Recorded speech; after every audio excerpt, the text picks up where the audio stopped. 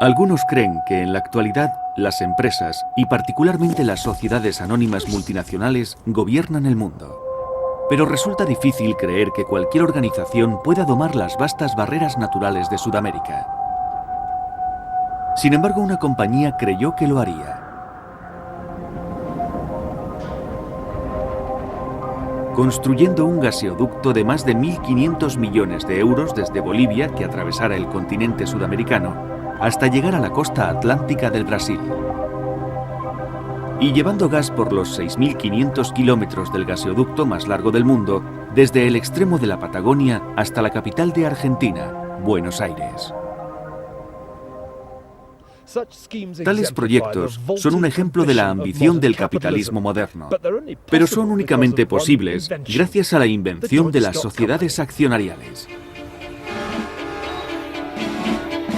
Si en el siglo XVI surgió una revolución causada por dinero y por el crédito, y en el XVII nació el mercado de bonos, el siguiente paso del ascenso del dinero fueron las sociedades accionariales de responsabilidad limitada. Pero la capacidad de las empresas para transformar nuestras vidas dependería de otra innovación: del mercado de valores.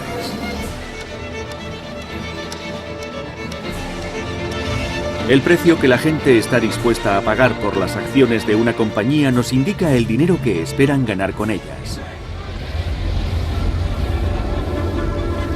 Pero tal como hemos comprobado en meses recientes de desórdenes financieros, los mercados de valores pueden convertirse en mercados de horrores.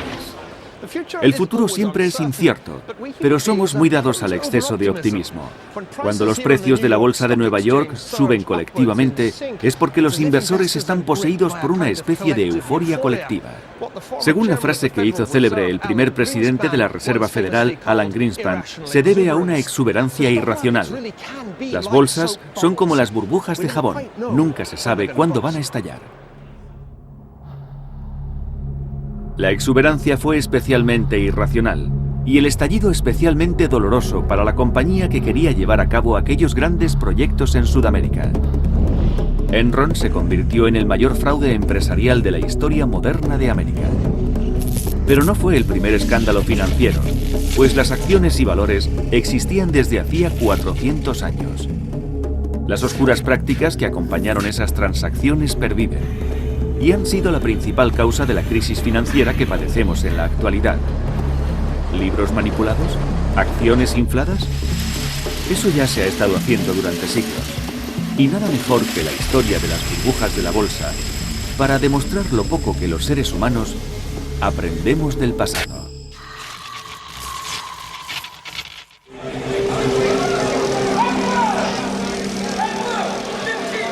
El poder del dinero. Burbujas en el aire.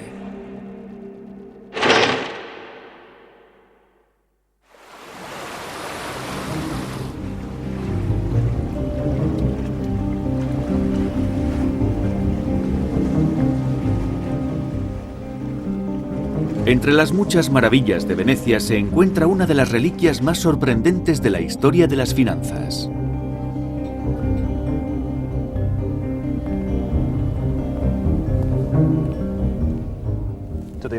En honor y memoria de John Law de Edimburgo, el más distinguido tesorero de los reyes de Francia.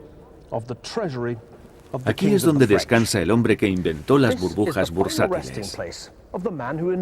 Un escocés ambicioso, convicto de asesinato, jugador compulsivo y fallido genio financiero. No solo fue responsable del primer boom y caída de los valores, sino que indirectamente dio paso a la Revolución Francesa. Hubo un tiempo en el que John Law poseía la cuarta parte de lo que hoy en día es Estados Unidos, solo para perderla en el primer gran crack de la historia.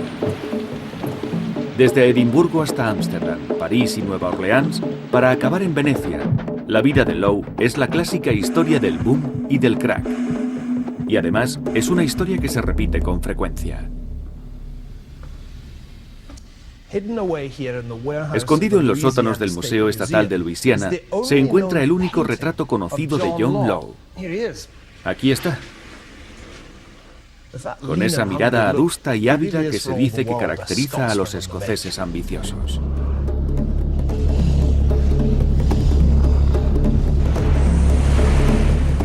La senda que llevó a Lowe de la oscuridad a la fama y a la notoriedad es la que muchos jugadores de bolsa han seguido desde entonces.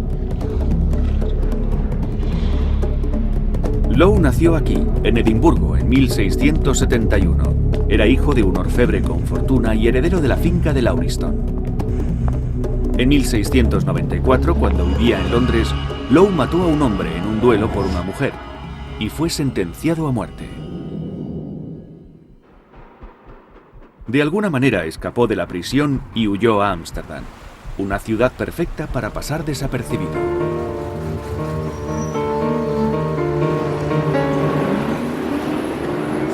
En la década de 1690, Ámsterdam era la capital mundial de la innovación económica. Para financiar la guerra contra España, los holandeses crearon una de las primeras loterías nacionales y para proteger a sus mercaderes crearon el primer banco central del mundo. Pero el invento que más influiría en Lowe, sin duda, fue el de las compañías.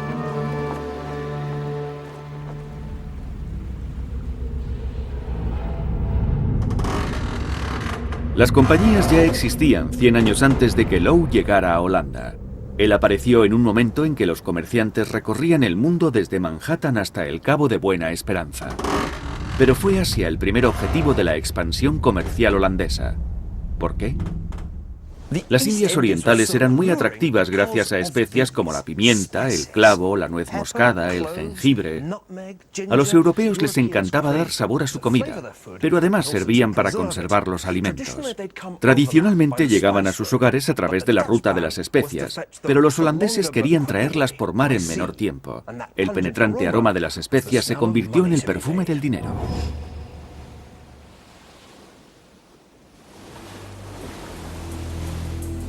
Este cuadro nos muestra el viaje de una de las primeras expediciones holandesas a Oriente.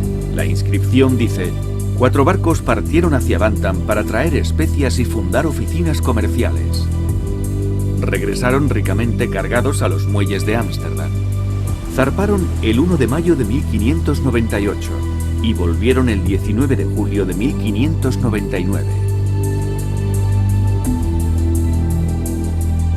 El comercio de las especias con Oriente era tan rentable que la construcción de un barco como este se pagaba con un solo viaje.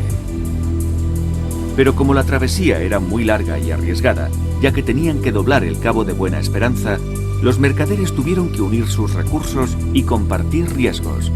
Como resultado, se crearon 6 empresas de las Indias Orientales.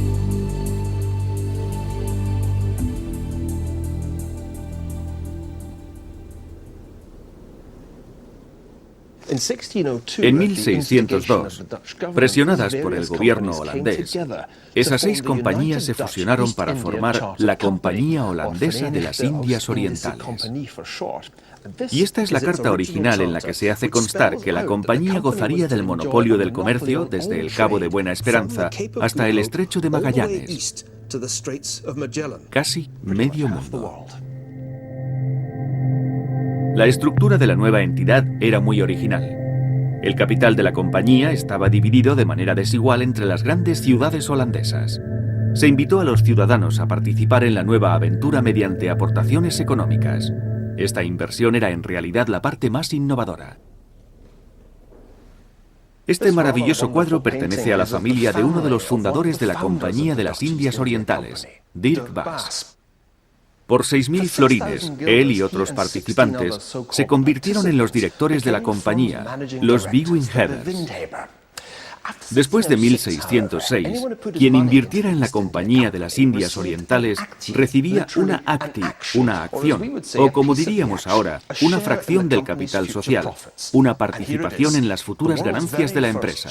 Aquí vemos el primer certificado de una acción emitido por la primera compañía multinacional, exactamente hace casi 4 siglos.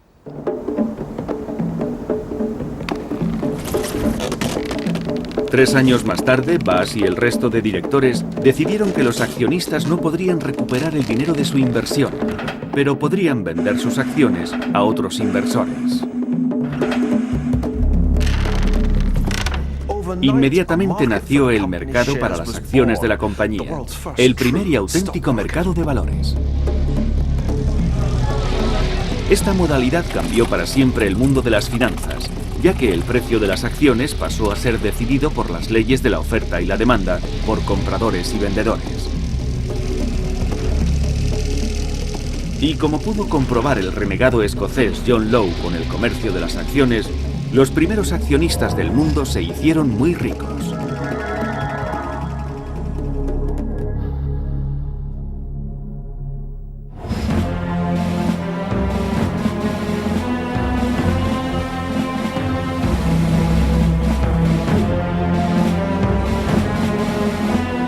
En 1610, la primera compañía bursátil, la Compañía Holandesa de las Indias Orientales, se disponía a conquistar el mundo con su nueva carta, sus accionistas y un próspero mercado para sus acciones. Pero literalmente tendría que pelear mucho para sobrevivir.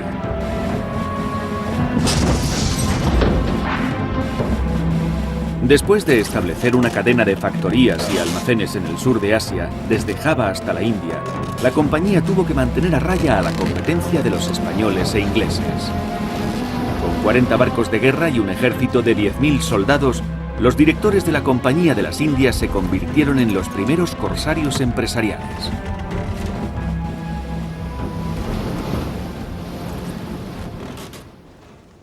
Para la compañía holandesa, la potencia de fuego y el comercio exterior iban de la mano. Pero la clave de su éxito no solo eran los cañones como estos que llevaba el Batavia, el orgullo de la flota.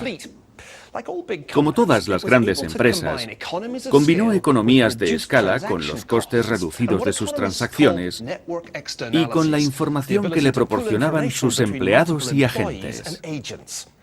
El Batavia era a la vez un buque de guerra y una empresa multinacional. La nueva empresa, con su nueva red, era más eficiente. Por eso, en la década de 1620, consiguió el monopolio virtual de la exportación de especias de Asia a Europa. La primera multinacional del mundo consiguió que sus accionistas se hicieran muy ricos. Estoy mirando el primer registro de accionistas de la Compañía Holandesa de las Indias Orientales, y cada persona que aparece se hizo rica. Si invirtió en la compañía 1.000 florines cuando fue creada en 1736, su inversión llegó a valer 7.000. Durante su vida financiera, la empresa pagó un dividendo del 16,5% anual como media. Virtualmente todos los beneficios pasaron a los accionistas. La inversión original que hizo Dirk Bass de 6.000 florines se transformó en una fortuna de 500.000 florines.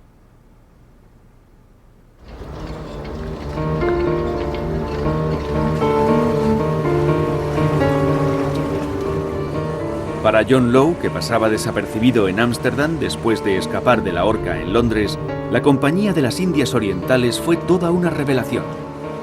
Law vivía de lo que ganaba en el juego, pero estaba fascinado con la relación de la compañía en sus espléndidas oficinas en el Hoogstraat con el cercano mercado de valores, donde se comerciaban las acciones de la compañía en el Banco de Ámsterdam.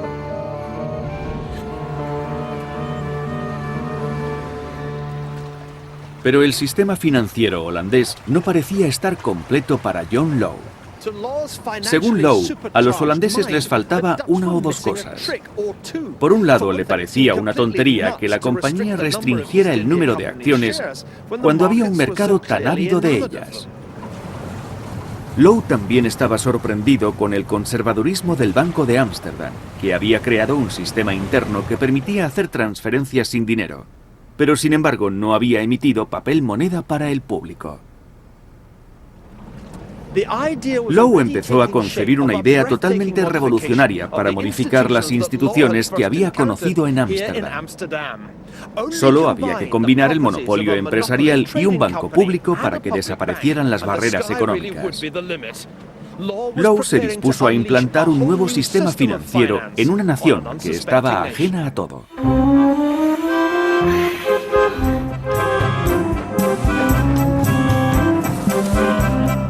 John Law llegó a París en 1716. había decidido que Francia sería el laboratorio ideal para el mayor experimento de la historia del mercado de valores. Pero, ¿por qué Francia le brindó una oportunidad?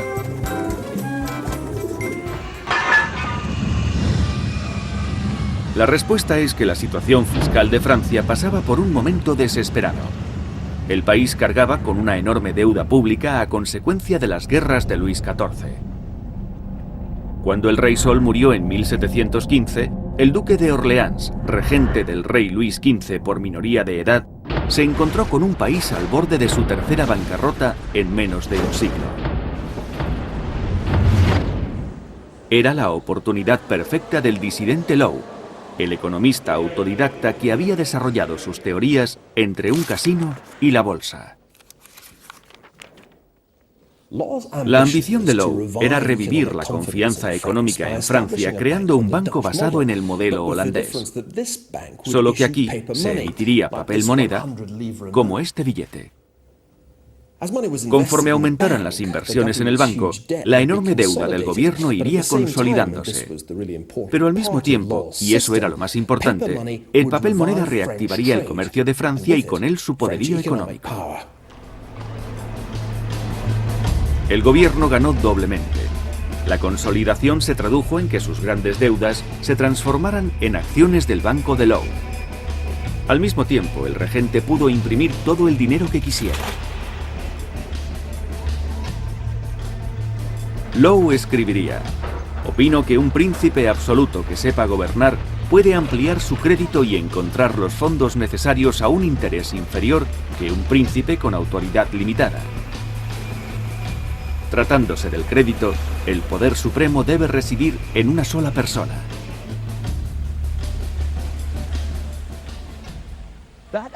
El poder absoluto estaba en las manos del duque de Orleans, que vivía aquí, en el Palacio Real, a un paso de la residencia de John Lowe, en la Place Vendôme. John presentó su plan al duque. El premio sería nada menos que la recuperación del poder de Francia mediante una operación de ingeniería financiera. Pero eso solo representaba la mitad del ingenioso plan de Lowe. Tal como Lowe escribió: el banco ni es la única ni la más grande de mis ideas. Daré a conocer una obra que sorprenderá a Europa con cambios más asombrosos que el mismo descubrimiento de las Indias.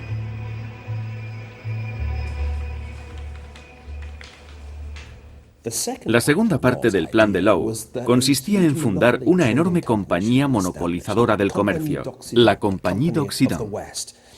Tal como él mismo dijo, toda la nación se convertirá en un gremio de comerciantes. Y precisamente, Lowe fue nombrado director de esa compañía.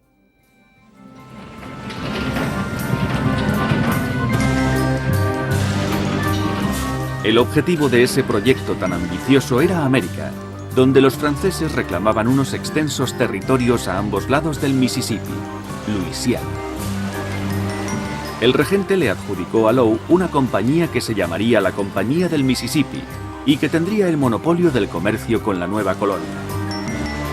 Se animó a todos los franceses a comprar acciones de la empresa. Lowe figuraba a la cabeza de los directores.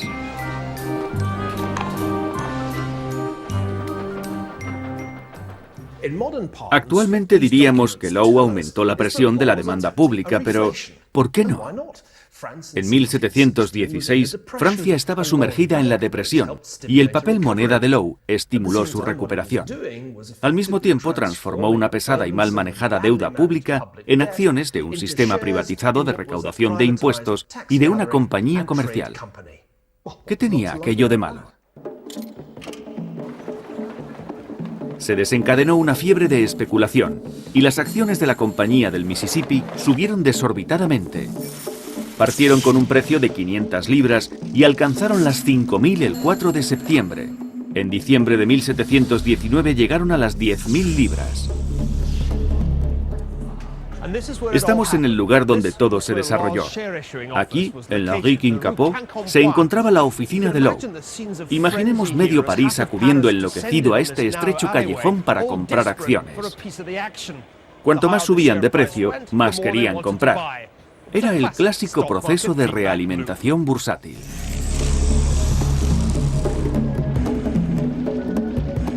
Fue en aquel tiempo cuando se acuñó por primera vez la palabra millionnaire. Sí, los millonarios, así como los empresarios, fueron un invento francés. En enero de 1720, John Law era el más rico de todos ellos. Luis XIV de Francia dijo una vez: «L'État c'est moi», el Estado soy yo. Pero ahora el renegado John Law presumía de que «l'économie c'est moi». La economía soy yo. Cómodamente instalado en su suite palaciega de la Place Vendôme, el Hotel Ritz que vemos ahora, Law consiguió un inmenso poder financiero, el mayor de toda la historia de Francia. Como director general de las finanzas, estaba a cargo de la recaudación de los impuestos indirectos en Francia, de toda la deuda nacional, de las 26 casas de la moneda que producían las monedas de oro y plata del país, de la Compañía de las Indias, más conocida como la Compañía del Mississippi, que ostentaba el monopolio de la importación de tabaco, de todo el comercio de Francia con África y Asia, y de la colonia de Luisiana que cubría la cuarta parte de lo que hoy en día es Estados Unidos.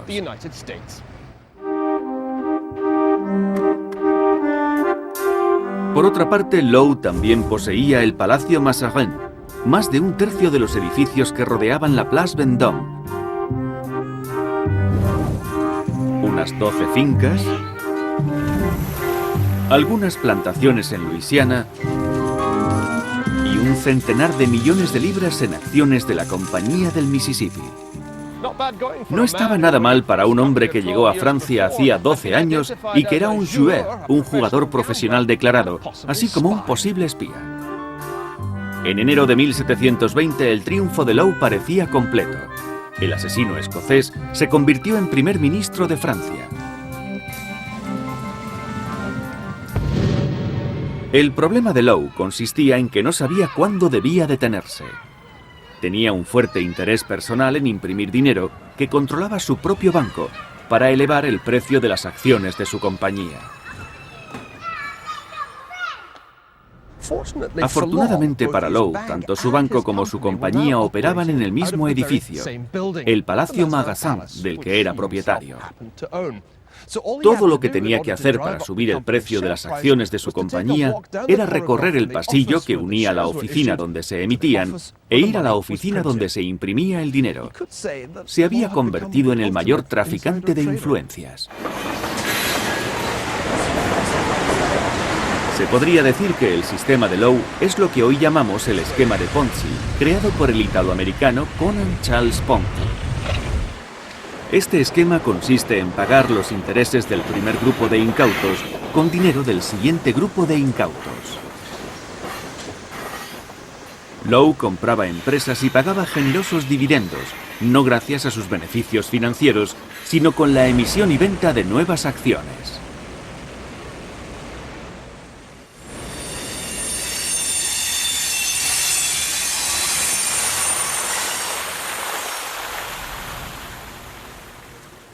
Como todos los esquemas de Ponzi, el efecto del sistema de Law era crear una burbuja, a la larga insostenible. Law había aumentado la presión de la demanda de la economía francesa mediante una combinación de papel moneda y confianza pública, pero su burbuja estaba a punto de estallar.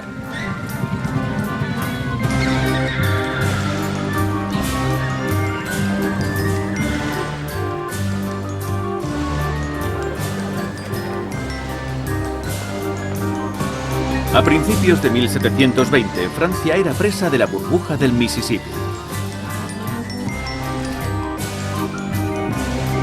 Pero el responsable, el renegado escocés, asesino y jugador John Law, que se había hecho dueño de la economía francesa, estaba a punto de descubrir un principio inviolable de las finanzas.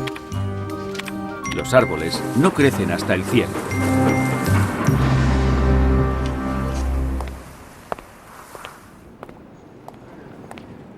De acuerdo con la campaña publicitaria de Law, los beneficios que iba a repartir provendrían de la colonia francesa de Luisiana, que él describía como el auténtico paraíso terrenal. Estaba habitada por nobles salvajes deseosos de mostrar sus abundantes productos exóticos.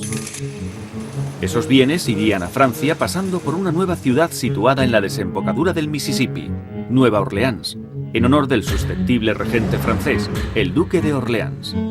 Pero a la colonia solo le faltaba una cosa: colonos. Como los franceses estaban más interesados en la especulación en el mercado de valores que en la colonización, Low lanzó una campaña en la frontera franco-alemana.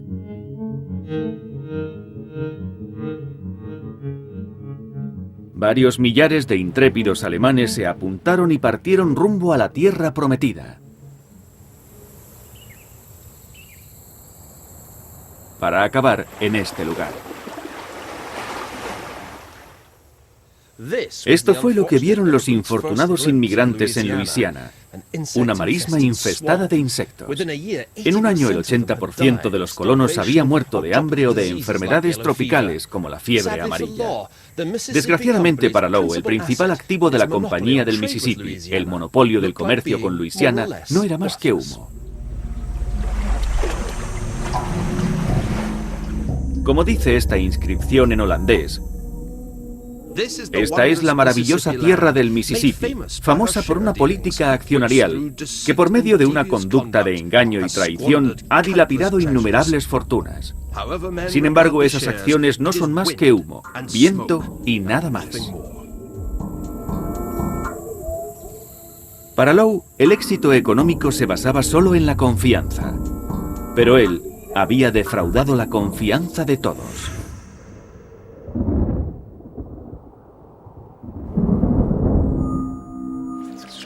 En París se empezó a rumorear que los proyectos de Low no marchaban bien, y los precios de las acciones de la Compañía del Mississippi empezaron a bajar.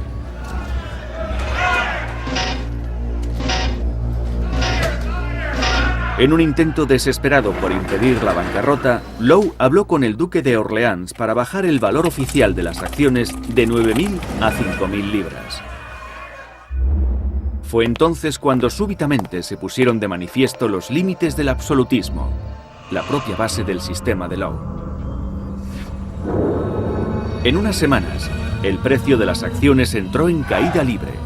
Gran número de personas se congregaron ante el banco de Low, arrojando piedras y rompiendo cristales. En diciembre las acciones habían caído un 90% del valor nominal.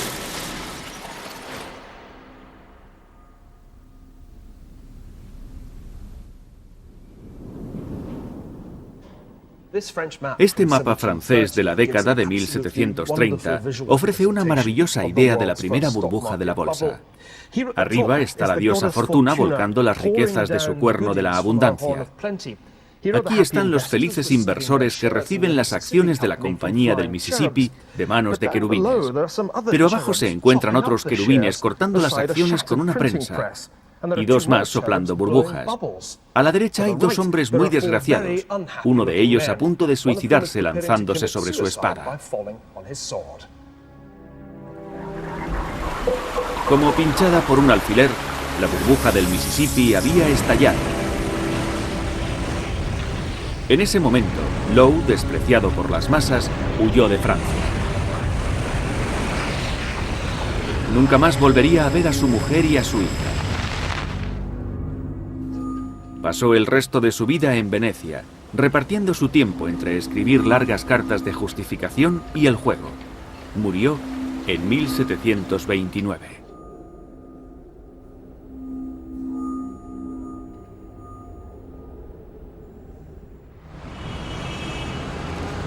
Sin embargo, su devastador legado siguió vivo en Francia. El estallido de la burbuja de Low retrasó el desarrollo financiero francés, apartando a sus ciudadanos del papel moneda y de la bolsa durante más de una generación. La crisis fiscal de la monarquía francesa no se resolvió durante el resto del reinado de Luis XV y tampoco mejoraría con Luis XVI. Finalmente, Francia pasó de la bancarrota a la revolución.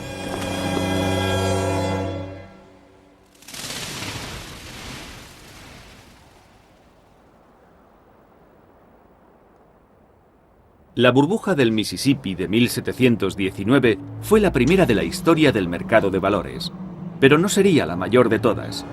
Cuando hablamos de burbujas financieras, siempre nos referimos a esta.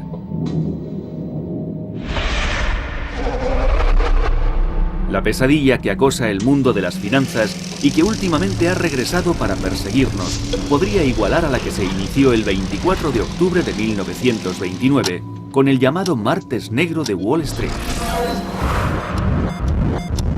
Durante los 3 años siguientes, el mercado de valores americano se devaluó un increíble 86%, llegando a su punto más bajo en junio de 1932.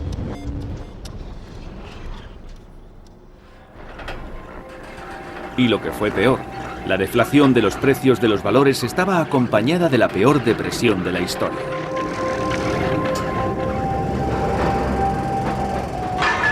En Estados Unidos, la producción cayó cerca de la tercera parte.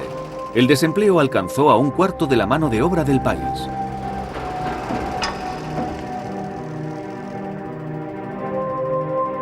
¿Cuáles fueron las causas del crack de 1929? ¿Por qué ocurren los demás cracks? Esto trae a colación una de las cuestiones más debatidas de toda la historia de la economía.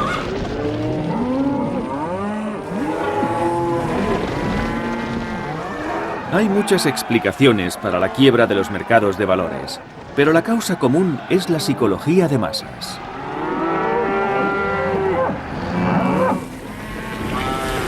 El mercado tiene cierto parecido con un rebaño de ganado. Cuando aumenta el valor de las acciones, incluso los más inteligentes sucumben a lo que el antiguo presidente de la Reserva Federal Americana denominó exuberancia irracional. Pero cuando a veces, debido solo a un cambio del viento, la manada modifica la dirección, su comportamiento pasa de la euforia al pesimismo y el ganado sale en estampida. Si una res se asusta, acaba aterrorizando a las demás y todo el rebaño sale corriendo, aunque no sepan de qué se han asustado. Les entra miedo y huyen. El pánico se sobrepone a lo racional, hasta que todo termina. En la jerga del mercado, los compradores se vuelven vendedores, los toros se vuelven osos. Aparte de este símil, lo cierto es que los mercados reflejan la psique humana. Al igual que el Homo sapiens, son proclives a cambiar de comportamiento. Pasan de la avaricia al miedo y a la depresión. A veces se hunden totalmente. Esto ocurre con más frecuencia de lo que algunas teorías financieras predicen, pero no con tanta que nos permita estar preparados para el siguiente colapso.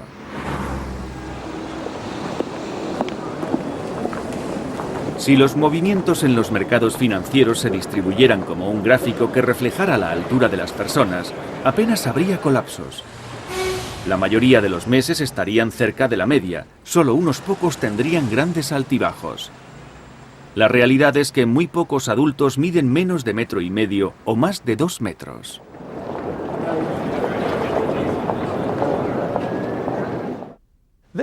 Esta es la típica campana de Gauss, donde los sucesos o alturas se distribuyen de acuerdo con su frecuencia. Las alturas más frecuentes se encuentran agrupadas en el centro, y los que son más bien pequeños y los gigantes en los extremos. Por eso la curva es muy empinada, porque la mayoría se encuentra cerca de la media. Pero si hiciéramos lo mismo con los movimientos diarios del mercado de valores, obtendríamos algo más parecido a esta otra curva, con menos movimientos pequeños y más movimientos grandes hacia arriba o hacia abajo. A eso se refieren los estadísticos cuando hablan de colas largas. Si los movimientos del mercado de valores se distribuyeran como las alturas de las personas, habría un descenso de un 10% una vez cada 500 años. Las caídas del mercado de un 20% al año serían tan desconocidas como las personas de medio metro. Sin embargo, se han producido 7 desplomes del mercado en el siglo pasado. No tuvieron razón los que temieron que la breve crisis de octubre de 1987 se convirtiera en un gran crack. El mercado solo pasó por un mal mes, luego se recuperó. Pero aquella burbuja fue una oportunidad de oro para ciertas sociedades anónimas. Lo mismo que la compañía del Mississippi de John Law representó para la burbuja que inauguró el siglo XVIII, representaría la burbuja de otra compañía al acabar el siglo XX. Se trataba de una compañía que prometió a sus inversores unos beneficios que ni en los más fantasiosos sueños podían imaginar.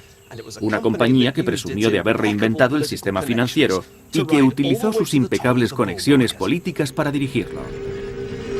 Enron fue calificada como la compañía más innovadora de América por la revista Fortune durante 6 años consecutivos. 7 años después de su colapso, Enron se encuentra en el cubo de la basura de la historia financiera. Sin embargo, fue pionera de muchas prácticas dudosas que siguen plagando la actualidad económica.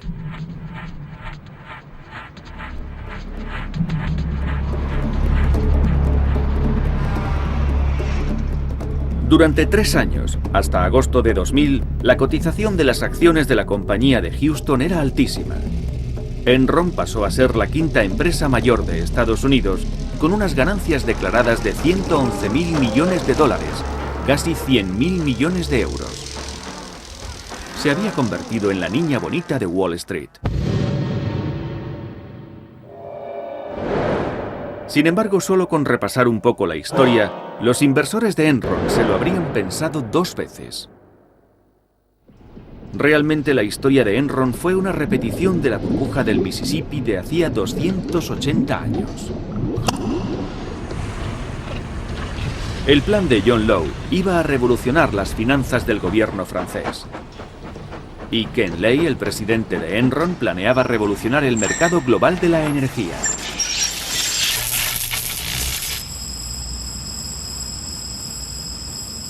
Durante años, la industria había estado dominada por grandes empresas que producían energía, bombeaban el gas, generaban electricidad y se la vendían a los consumidores. La gran idea de Lay era crear una especie de banco de la energía que actuara como intermediario entre suministradores y consumidores. Pretendía que Enron fuera la compañía energética más grande del mundo. Arrollada por el espíritu del momento se encontraba Sharon Watkins, alta ejecutiva de Enron.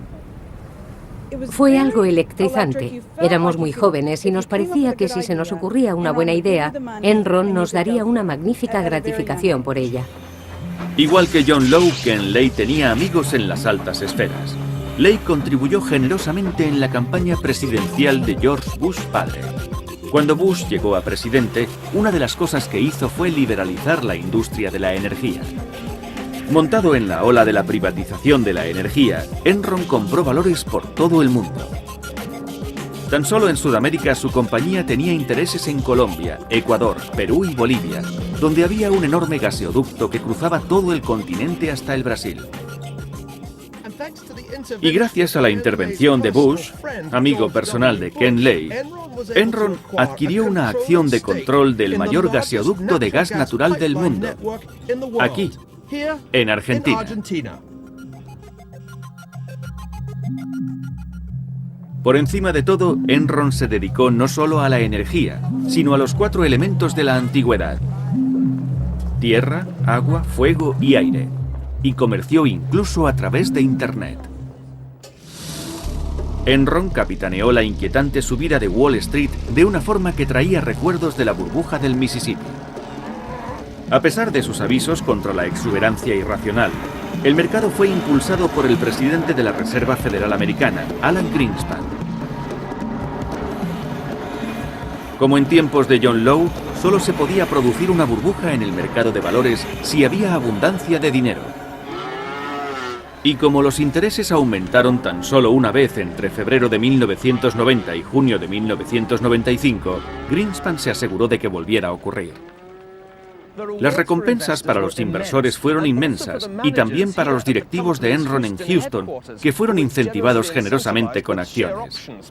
En 3 años, a partir de 1997, el valor de las acciones de Enron se multiplicó casi por 5, desde menos de $20 la acción hasta más de 90. Volvía de nuevo el fantasma de la compañía del Mississippi.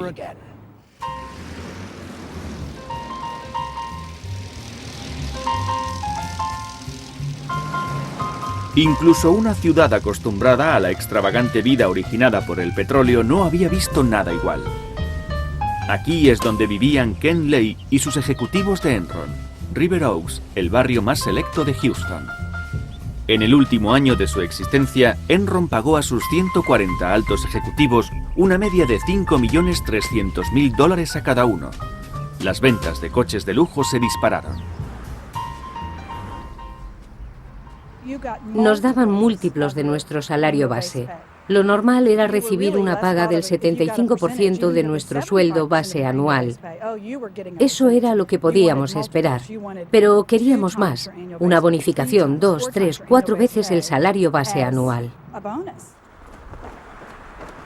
Lay, la base de la empresa, quería los estándares morales más elevados para su compañía.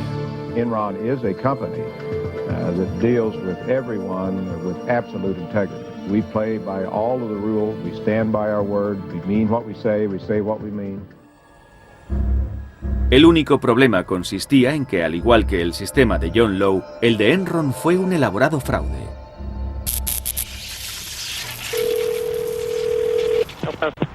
Hey, this is David up at Enron.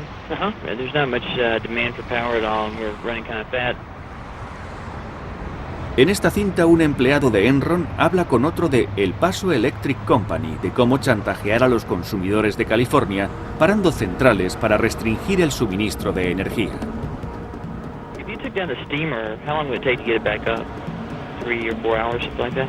Oh, yeah. Okay. Well, why don't you just go ahead and shut her down then, if that's okay? Okay.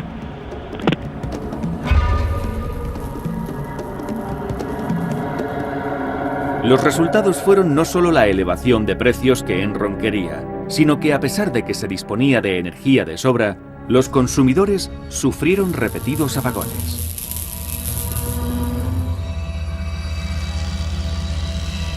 Enron engañaba de varias maneras. Los valores declarados de la compañía estaban muy inflados. Su innovación financiera principal era hacer desaparecer las pérdidas de los libros de contabilidad para disimularlas bajo el eufemismo de entidades de propósitos especiales con nombres dudosos como Cheuco y Raptor. Los ejecutivos de la compañía debían camuflar las pérdidas para que pareciera que los beneficios eran extraordinarios.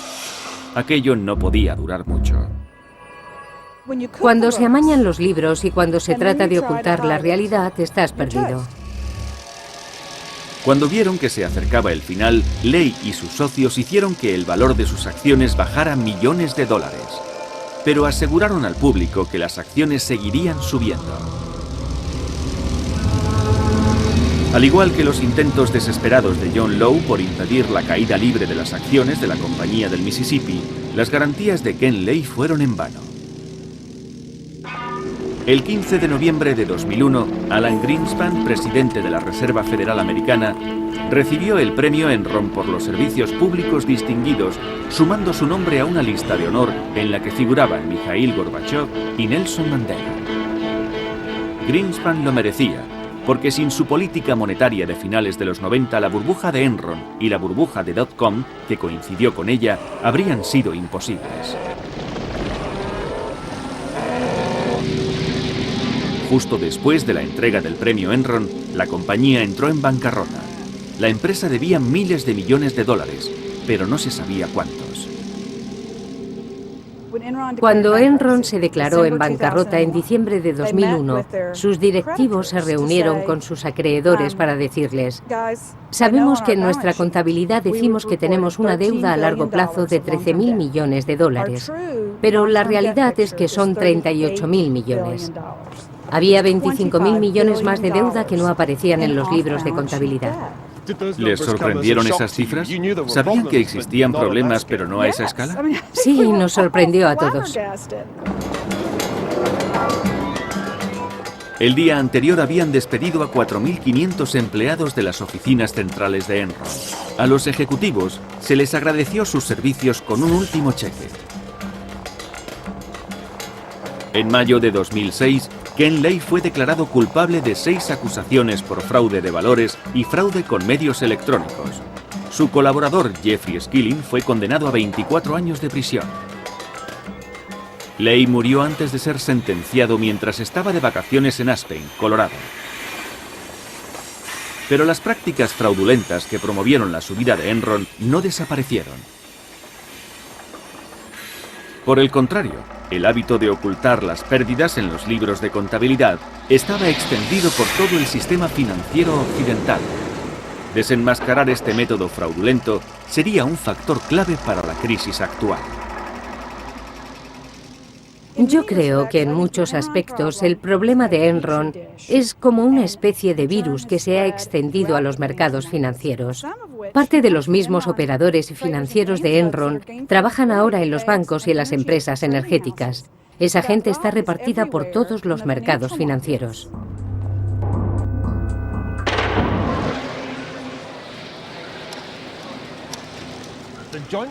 Ciertamente, las sociedades accionariales son una institución milagrosa.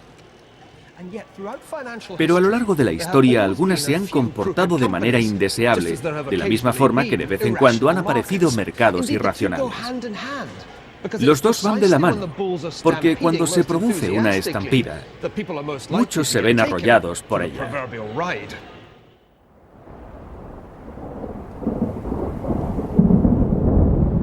Como hemos visto durante el año pasado, el camino de los mercados financieros no es todo lo fácil que se desearía. Desde que se inició la caída actual del crédito, algunos mercados de valores se han depreciado en un 50%. Al igual que las esperanzas cambian de un exceso de optimismo a otro de pesimismo, de la ambición al pánico, los valores siguen una línea que no difiere mucho de la de los picos de los Andes.